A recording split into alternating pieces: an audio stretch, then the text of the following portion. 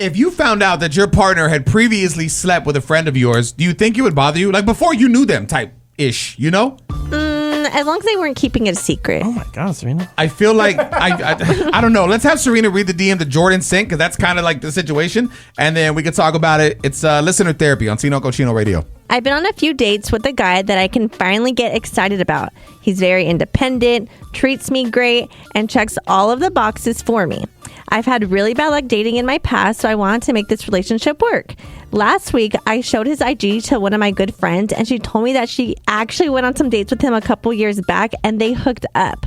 I appreciate her honesty, but this really destroyed me. I haven't talked to the guy about this yet, but I don't know if I can move past this. I'll just have the thought of them two together anytime we're hanging out. But am I dumb for bailing on a good man because of his past? I feel like there's someone out there that doesn't have a past. Go find them.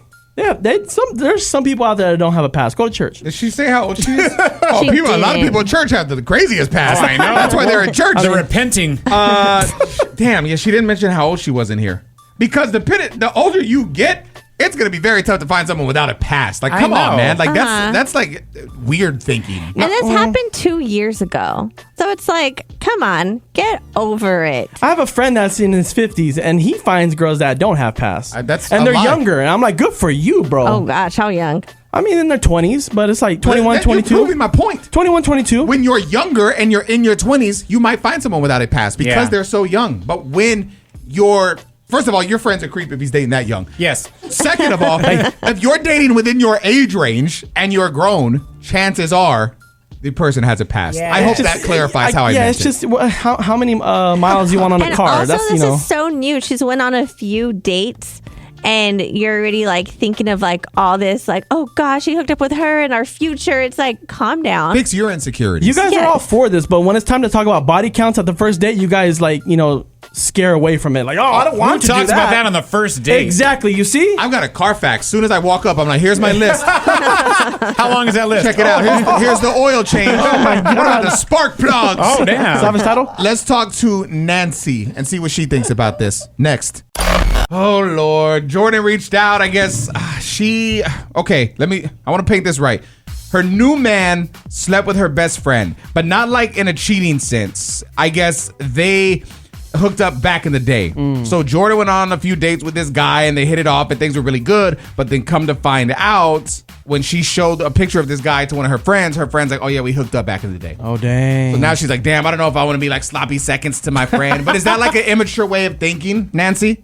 Honestly, I think that this girl is so insecure. Like, it's 2026. How do you expect somebody that you're dating to not know anybody else? You know what I'm saying? So this is where it comes down to. We need to be secure. If you're dating, be secure of yourself. Who cares? 2 years ago, that's a long time ago, in my opinion. On top of that, it's 2026. Basically, the dating world, what I figured out is like Costco. Everyone's going to sample, and then eventually someone's going to buy the actual purchase. Oh, my God. And the thing This is, makes sense to own me. it. Yeah, like own it. Like you're coming to the relationship with something else. This guy has dated somebody else. Okay, the girl shared that with you. But you have to be secure what you're bringing to the table. So anybody dating in 2026, own your stuff. Like, go in there and that's you. You're bringing something else that he didn't find anywhere else. You know what I mean? Exactly. Because if you're always jealous of like someone he had a past with, like, you're never going to find somebody because people have had past. But what you said is so strong, too, I think, is that you have to be confident and that I don't care who you've been with. I'm the best option. Yes. Exactly. And you know what? Confidence is probably the most attractive thing. Like, if you're secure, you know what you want, like, the options are limitless. If this is a buffet out there, like, ladies or guys, if you're going to be dating, you need to be confident in yourself. And I don't think we see that a lot because of social media. You're always comparing yourself. Exactly. Nancy, thank you so much for sharing your thoughts. I Yeah. appreciate you. I hope you have a great rest of your day. Coming up next, man, Tea Time, celebrity gossip, comedian, actor Dion Cole's on fire, man. He just played Don King in the biopic of Michael Jackson in Michael. He is in the new Scary Movie. Oh, my and God. he kills that. He recently spoke out on, going out to eat. lunch, dinner, whatever. And this man actually thinks like Nicasio. I think. Don't tip? No. We'll share it with you next, and we'll see if you agree or not. Comedian, actor Dion Cole, man, this guy is on fire right now. He's got a podcast that's crazy. He's in the new Scary Movie. He plays Don King in the Michael Jackson biopic. And just in general, he seems like a dope dude. I've never met him, but I've done a couple shows with his opener, Ocean. Shout out to Ocean. I love seeing people just go out there and get it. He's the Old Spice guy too. How can I forget that? Oh yeah, he is. Yeah. He spoke out recently on being invited to lunch and dinner. If you ask me to go eat with you, if you're not paying the bill, don't ask me to go. Don't ask me to go to lunch. Don't ask me to go to dinner. Don't ask me to go nowhere if you ain't paying for the bill. And you can call me cheap or whatever you want. It's all good. See, I think like this. If I'm hungry and I want something to eat and I ask you to come eat with me, I'm paying for the bill because I'm the one who asked you to come eat with me. But if you hungry and you ask me to come eat with you, and I wasn't even thinking about eating. I'm at home reading, chilling. And you ask me to come eat with you, and I leave everything that I'm doing to come eat with you, you should pay for the bill. But no, your expectations is, you the man, you supposed to pay. Okay, that's your expectation? So that means that any woman around the world, if they hungry, they could just call up any man at any given time, and he's supposed to come and pay for their food. That means that they ain't got to pay food for the rest of their life, if that's the case. If that's your expectation. But what about our expectations?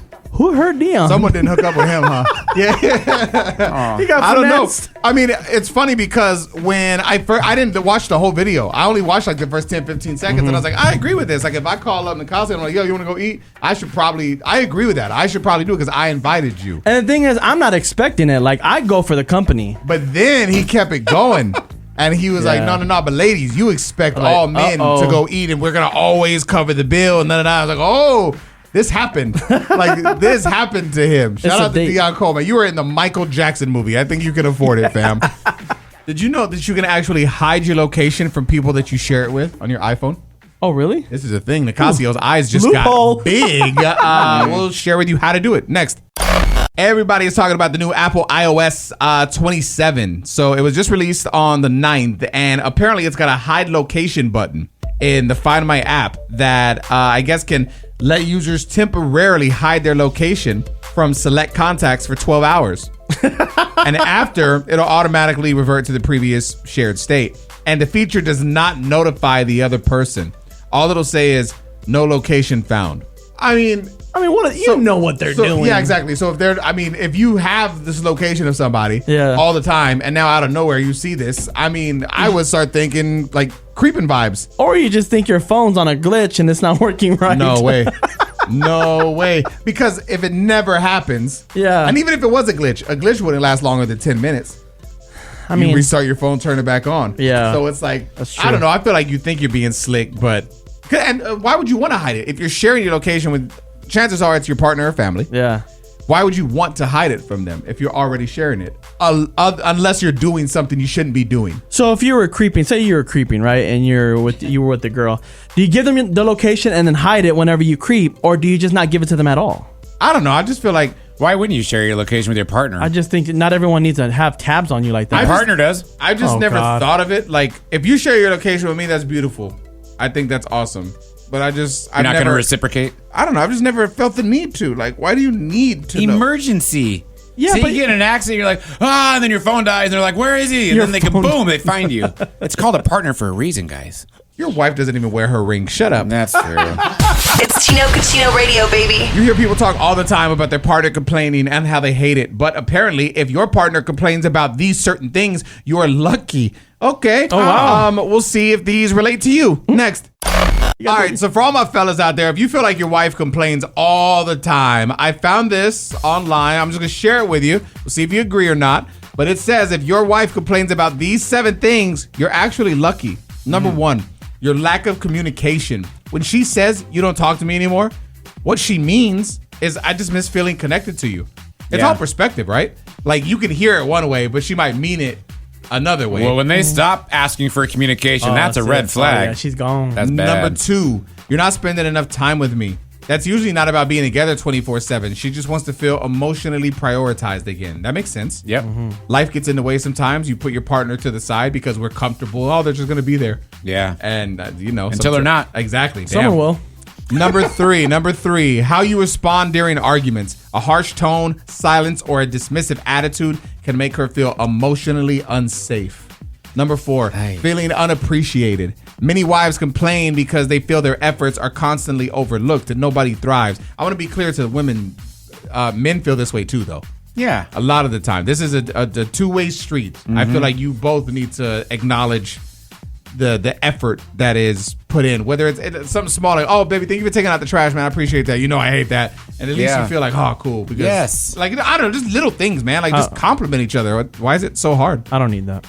Here's Oh yes, you do. Okay, what's Employee next? of the What's quarter. next? How What's many times next? you brought that up? Anytime Nicasio, this is life. Everybody loves to be told they're doing good, that they look good, that something happened. Everybody likes that. Why else do you do it? You don't do things to be you don't want to be the best at something so no one tells you, hey, great job. Yeah. That just makes no sense to me. Like, if Nicasio's acting like when someone comes up and says, hey, that was a great DJ transition. I don't really no care. one says that. My bad, I forgot. No one says that. Nice transition. I know it was good. Number, where was I at? 5? Yeah. Your emotional distance. Women notice emotional changes quickly. Even when you say nothing's wrong, you can feel the difference. Again, that's men and women, though. Yeah, but I think women feel it first. They're a lot more in tune than men, I think. If she says, "Oh, nothing's wrong," do you guys still no, something is wrong, we got to talk about it, or do you just be like, okay, cool, nothing's wrong, and then go about your day? It's I'm tough. the second one. Happy medium. Yeah, I know, because it's like, if I know something's wrong, I want to fix it because I don't want to be in this weird energy. Like, let's move past it. Like, I don't want silent treatments. I don't want to wait 3 hours to fix something. Let's figure it out. Yeah, so but we women can have a be timeline good. sometimes. You got to be like, I know something's wrong, so when you're ready to talk about it, I'm here, babe. Number 6, lack of affection and attention. Sometimes she's not asking for grand gestures, just small reminders that she still matters to you. Yeah, Of course, you wouldn't be here. And number 7, you always are too busy. A wife who complains is just saying, I just miss us. Damn, every guy's cooked. It's Tino Cucino Radio. Damn, Serena's got a tough family moment happening, man. Is this the first time you're going to have to put an animal down? No. So my family dog that I had with my parents and my brother, we had to put him down about 10 years ago. And so now your current family pet, you're going to have to put down. And your son, who is 6, he has no idea that this is going to happen, right? No, he knows that he's sick. But me and my husband decided recently, so I mentioned before, my dog, I think back in January, we found out he was diabetic and then he was having seizures, and then the seizures, they're every now and then still. So he's on medication for both, and it's extremely expensive. And now we're starting to see it. I feel like his vision is going. So he's starting to bump into things. So we have to kind of guide him into the kennel. And it seems like because with the diabetes, the animals pee a lot. And I'm starting to see that again. And so we just came to the decision, he's getting older. It does not look great. It's just about quality of life. Yeah. Yes. Yeah. And then there's also tests that you have to do, because they had brought up doing I forget what it's called, the neuro test or I don't know, for his brain, but it's we don't have money for that. We're paying $400 a month for his medicine already. Oh my God. So we just think it's time, because it's not work. It doesn't seem like it's working anymore. So I guess we're trying to figure out, how do you break this news to a kid?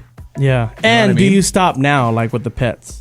No, We still Nicasio's have a adding little stuff to it. Brucey. I just don't think you should be putting your kids through this. And anyone. It's just because dogs and cats and Loss is life, man. Yeah, I know, but it's just tough. We wouldn't get a dog right away again. Oh, good. But we still have a dog. We have Bruce, our little He'll live forever. yes. The little dogs I don't even know what he is. You guys had a cat pass away, Matt. How'd you? I mean, your did. kids took it really tough, right? Yeah, they took it really tough. We were just honest with them. They knew that she was getting older. I mean, she was 22 years old. So they knew it was coming eventually. My son one time said, I'm beginning to think that our cat is immortal. I was like, well, don't think that way, my because there's going to be a day. And when pets go, it's really sad, because they don't just slowly get sick. They get sick and it's over. Yeah, For the yeah. most part, it's usually really quick. So we just sat him down, and we just were honest with him. This is a circle of life, and this is how it goes. And we asked if they wanted to be there for the the putting down of the cat, and they did, and it was very sad. Yeah, because if you're a part of their life for so long, you should be there when they go. Yeah. I don't think I'm gonna have my son there, just because when I did it with my family dog, I felt like it was traumatizing. Like that's why I didn't want to do it. I was like, no, we have to give him. What if he's like, why did you let me be there? Yeah, he doesn't need to see it. But don't you think this could be you overprotecting? That should be the real question. Is Serena overprotecting her kid from life? He's 6. I just don't think he's ready. Would you take him to a funeral? Yes. Well, in that case, I think he should be there for the dog. I mean, Sandra's on the line, right? Yes. Let's talk to Sandra. We'll get her thoughts on it. She had to go through a similar situation. What did she do? We'll find out. Okay, so Serena, our co-host, has a dog that she unfortunately is going to have to put down. It's just, it's that time. Things are getting bad. And she's questioning whether or not her 6-year-old son should be there for the final moments before the passing. Right. We think yes. She feels no, it could be too traumatic. But she said that she would take her son to a funeral. And so I'm like, I just don't see the difference. Like, actually worse than human. This is a family member as well. Like, in my eyes, I don't know. Sandra, what are your thoughts? You had a similar situation, right?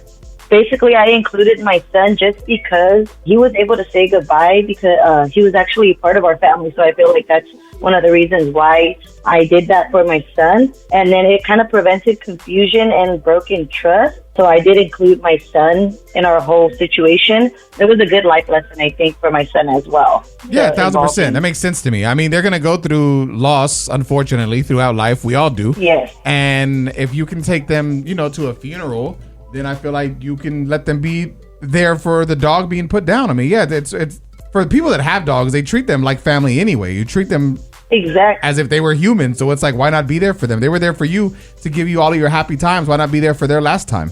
Exactly, like teaching them empathy and whatnot, like part of life, Totally. Sandra, thank you so much for listening, for being a part of the show today. Gracias. Coming up next, I want to talk Kevin O'Leary. This man is from Shark Tank, one of my favorite shows. I literally watch the reruns every day. I love it, man. He has a message for Gen Z, basically talking about the money that you spend every day for lunch and why you shouldn't be spending that if you only make a certain amount of money a year. I would listen to this guy. He knows what he's talking about. We'll play it for you next. All right, so Shark Tank investor Kevin O'Leary has sparked people are saying controversy. I don't think it's controversial at all. He's talking about Gen Z's spending habits, and basically he said Gen Z has got to stop this. You cannot be spending $28 on lunch every day when you only make $70,000 a year. That is insane. Sheesh. I mean, my thing is everything's more expensive now, but it is so true. Like, bro, my hack at Chipotle now is for $6 you get the kids meal. Now, the kids meal, I mean, bro, let's be real. You don't need that fat ass burrito just stuffed with everything. You don't need that. All right, I go in there, I do the 2 taco meal. They give me whatever protein choice I want, and then you get 3 side options. Yeah. You can even include guac in that side. You put guac in one, you can do sour cream, you can do a hot sauce. Bam, you got a whole meal right there. And it comes with chips, and it comes with a drink. $6, dog. You can get your Chipotle fix. That's a good deal. For me, like I'm mindful when I go out to eat. So like if I go, say again, Chipotle, I'm going to do the bowl and I'm going to do the chips with a water cup. And then some days I just do the bowl, no chips, and an actual drink. So I like to keep it around the $10 to $12 mark. This guy Lance commented and he was like, well, maybe lunch shouldn't cost $28. But I mean, we don't control the prices and stuff. That's just what it is. Bro, a normal meal at McDonald's right now is like an actual meal, I think is like $10, maybe $11 for a meal. It used to be like $2.99. You remember those days? It's so crazy to think, man. So I don't know. My business partner always talks to me about quality of life and what's important, right? If that quarter pounder for $12 is going to make your day, then do it. Yes. I say you do that, but just be mindful of it. Like if you're trying to get to a certain place or do whatever with your money, you're not going to be able to do that. Like Kevin said, if you only make X amount and you're spending so much on food. I feel like a lot of people, if you would sit down at the end of the year when you do your taxes and see how much you spent on food or just stupid things, you will be mind blown at the amount of money that you low-key wasted and what you could turn that into. So I don't know. Again, it's just about being mindful, but also quality of life. Do what makes you happy, man. Listen, coming up next, I want to talk to you guys about my dating podcast. I'm excited about it. It's called Laugh at Love, and I want you to listen. So hang out. What's up, y'all? It's Tino Cochino, and I have a podcast for people that think dating sucks in 2026. It's called Laugh at Love because honestly, I feel like that's where we're at. We're at a point where all you can do is laugh at love and these situations that people are going through. So basically on the podcast, I share personal horrific dating stories. I search TikTok and Instagram and talk to you and get your bad dating experiences, and we talk about it. And the cool thing is that the episodes are not super long. You know, a lot of podcasts these days will go 2-3 hours. Bro, I'm gonna be honest, I don't have that type of time either. So each episode's right around 25 to 30 minutes, and it's just, again, highlighting and laughing at the weird world of dating. This week's episode, I'm actually focused on this book that I feel I met this woman at a comedy show, and she took a negative and turned it into a positive. I guess it really is a thing where a ton of women out there receive unsolicited pictures from men of their stuff. And this woman decided to make a book about it.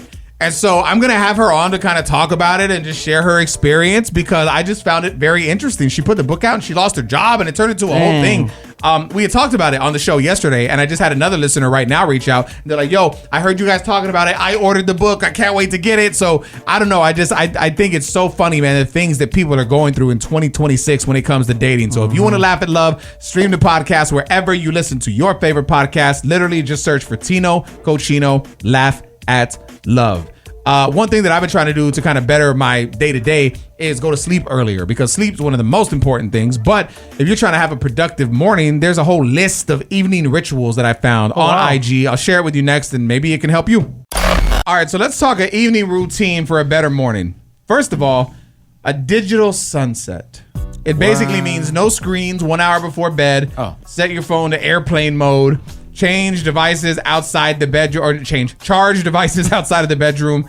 If you're gonna, I guess, be on the computer or whatever, blue light blocking glasses. Wow. And to replace scrolling with reading. See, reading knocks you out. I don't want to read. I bet so. I'm not gonna wear the blue light glasses. I do charge my devices, but I'm not gonna do it outside of the bedroom because my phone is my alarm. Yeah. I don't put it on airplane mode, but I do use do not disturb. Okay. What if there's an emergency, though, middle of the night? If someone calls you twice through do not disturb, it'll ring. Oh, okay. I didn't know that. And no screens 1 hour before bed. That's kind of tough. I don't know. Damn, how do you just shut out the world, you know? Isn't it hard to put the phone down at night to finally be like, all right, I need to go to bed? Like, I'm like, oh, let me check CNN. Oh, let me check ESPN. Let me check do you ever this. like just think like you put your phone down, but you're like, oh, but what am I missing? Something's happening. Yeah, I know. Yeah. It's FOMO. Oh, it's annoying. This says for you to reflect and release and I guess like process your day. So it says the journal 3 wins from your day. Write down tomorrow's top 3 priorities. No. Brain dump any lingering worries. Before bed is when you worry about everything. I know. I feel like a lot of the time. That's why I need a dump. This one's important. It says let go of what you can't control. I am working on that. I'm trying to. Because the world, you know where I get that from? It's from my divorce lawyer, actually. We had that talk one time because I was like, why does she not contact me more? Bro, I'm paying good money. And like I was mad. Yeah. And so I sent her an email, like a white chick. And a sharply worded email. You need to listen to me. I had chat do it. I was like, I need to be very direct. And I said this whole thing, and she responded, and she was like, I'm gonna call you. And when she called me, she's like, listen, man, I know to you, this is your entire world right now. And I get it. But there's bigger problems and people going through much more than you. I have a case. God. She checked your ass. Yeah. She's like, I have a case with a guy right now. His divorce, they're going through, I forgot what some $1 million thing that where the wife's trying to take it. She wants full custody of the kids. She wants part of this, part of that. Da. She's like, you're not going through that. She's like, there's other people on trial for murder. But she's like, everyone's going through something. So as much as it all just seems like it's overbearing and crazy on you, if you really step back and remove yourself, everything's cool. And it's gonna happen the way it needs to happen, and we're gonna be good. That phone call cost you $6,000. I'm still paying for it. Oh my God. Tino Cochino Radio. All right, we're playing Are You Smarter Than Nicasio? Let's go. Let me see. We've got Daniel on the line, right? Yeah. All right, bro. Nicasio's gonna hit you with this question. Just take a guess, man. We'll give you some multiple choice answers. You got it, bro, okay? All right, brother. Thank you. Which celebrity's all-time favorite movie is the romance classic The Notebook? Is it A, Cardi B, B, Justin Bieber, or C, Steve-O? Cardi B? No, it's not. Hell no. There ain't no way Cardi B watching that. Oh, that would be my guess. Cardi B watching Girls Gone Wild DVDs. All right, so your options are B, Justin Bieber, or C, Steve-O. Bieber. Bieber it is. There it is. I would not have guessed that, to be honest. He doesn't seem too in touch with his emotional side, right? Who, Justin Bieber? Yeah. Yeah, I would have never thought. Yeah. He's depressed. Daniel, thank you so much for the call, bro. I appreciate you. We'll get your info. Don't hang up. Bobby Altoff, we all know her from the podcasting and just her awkwardness with celebrities. Yeah, she's hot. She's rapping now, apparently. I don't know if it's serious or not, but I saw a headline about this, so I want to play the audio next that we can discuss. So Bobby Altoff, she's been doing her thing, right, in the podcast game. She's been interviewing the biggest celebrities. She's been killing it. Yeah. She had a little, I guess, like fashion upgrade recently. She got her hair done and got extensions and did a whole thing. Oh. And now there's a rap song that's come out. Let's listen. I'm really a spoiled brat. I'm having my way. He acts like he's a boss. I've seen Uber on his pay stub. You call him your soulmate. I call him my mistake. All these in my comment section full of hate. Cause I make her favorite rapper rub my feet and feed me grapes. I'm kidding, or am I? Would you like to know? If he takes me to dinner, I'm gonna send him home broke. Oh, that was a feature Sukihana song. Oh, she's actually on it. I mean, it doesn't sound bad. No, it sounds good. I mean, She's a little especially who she monotone. is. Yeah, but that's how she is, though. She just talks like, hey, guys, I'm over here with Drake. How is she popping? When she said that she has your favorite rapper feeding grapes and rubbing feet, you think she's talking about Drake? Yeah, for sure.